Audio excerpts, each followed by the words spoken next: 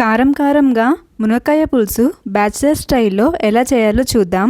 ముందుగా 3 మునక్కాయలు, 2 టమోటాలు, 1 ఉల్లిపాయ, 4 రెమ్మల కరివేపాకు, చిన్న నిమ్మకాయ సైజ్ అంత చింతపండు, పచ్చిమిర్చీలను నీట్గా వాష్ చేసుకొని చిన్న పీసెస్గా కట్ చేసుకోవాలి.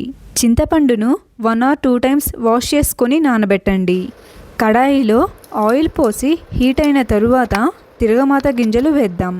ఇప్పుడు కరివేపాకు, పచ్చిమిర్చి వేసి బాగా వేయించుకుందాం.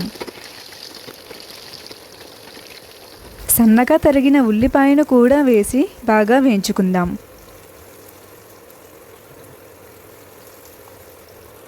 టమోటో, మునక్కాయ కూడా వేద్దాం.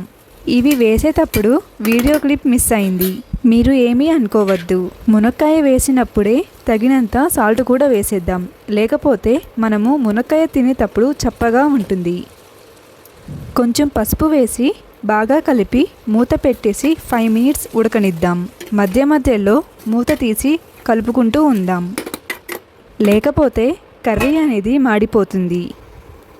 మీరు కూరను గ్యాస్ మీద చేసే పని అయితే మీడియం ఫ్లేమ్లో పెట్టి ఉడికించుకోండి. మునక్కాయ వేసిన 5 నిమిషాలు తరువాత కారం కూడా వేసి కలుపుదాం.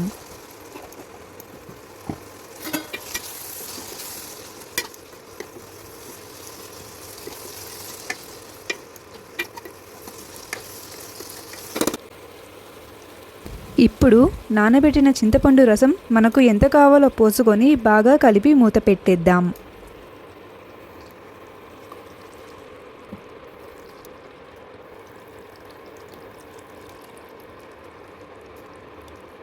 ఇలా లో ఫ్లేమ్లో బాగా ఉడికించుకుంటే ఎంతో టేస్టీగా స్పైసీగా ఉండే మునక్కాయ పులుసు రెడీ.